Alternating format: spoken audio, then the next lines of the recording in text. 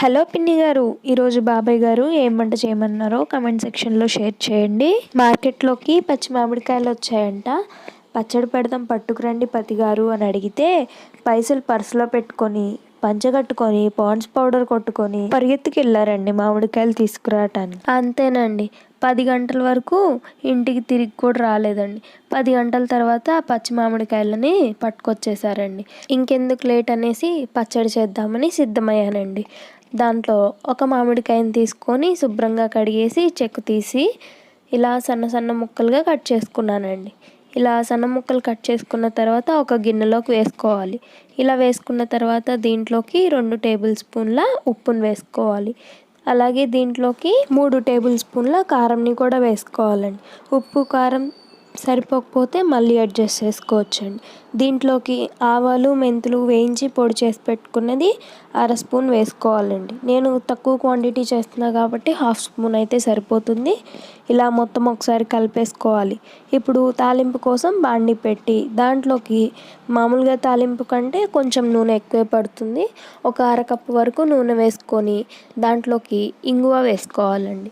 ఇంగువ వేసుకున్న తర్వాత ఆవాలు, ఎండుమిరపకాయలు, మినపప్పు, జీలకర్ర మొత్తం వేసి బాగా చిటచిటమనే వరకు వేయించుకోవాలి.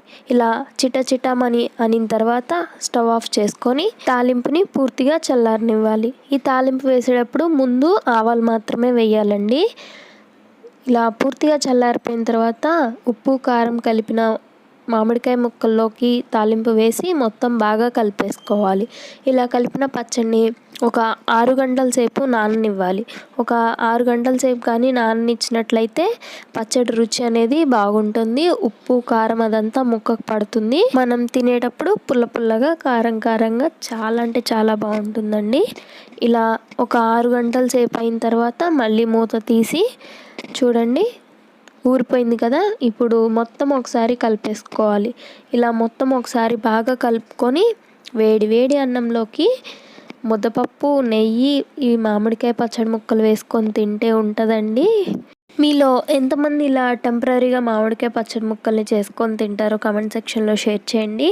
ఎండాకాలం వస్తే పచ్చడి మామిడికాయలతోటి మనం చేసుకునేది ఇదే కదండి, మామిడికాయ పులిహోర, మామిడికాయ పచ్చడి ముక్కలు ఇలానే చేసుకొని తింటాం కదండి. ఇలా ఎంతమందికి ఇష్టమో కామెంట్ సెక్షన్లో షేర్ చేయండి. నాకైతే చాలా ఇష్టం అండి మామిడికాయ పచ్చడి ముక్కలు. అలాగే మా ఇంట్లో కూడా బాగా తినేస్తారు అందరూ కూడా. మామిడికాయలు అంటే ఇష్టం లేని వాళ్ళు ఎవ్వరూ ఉండరండి. వాళ్ళు పచ్చడి పెట్టేంత వరకు వెయిట్ చేయలేకపోతే ఇలా టెంపరీగా పచ్చడి ముక్కల్ని పెట్టేసుకొని తినేయచ్చండి. ఇవి 3 to 5 days వరకు ఉంటాయండి, ఏమీ పాడవదు ఈ పచ్చడి ముక్కలు అనేది. ఈ వీడియో కానీ నచ్చినట్లయితే లైక్ చేయండి. మరికొన్ని కొత్త మామిడికాయ రెసిపీస్ కోసం ఛానల్ని సబ్స్క్రైబ్ చేసుకొని పక్కన ఉన్న బెల్ ఐకాన్ని క్లిక్ చేయండి.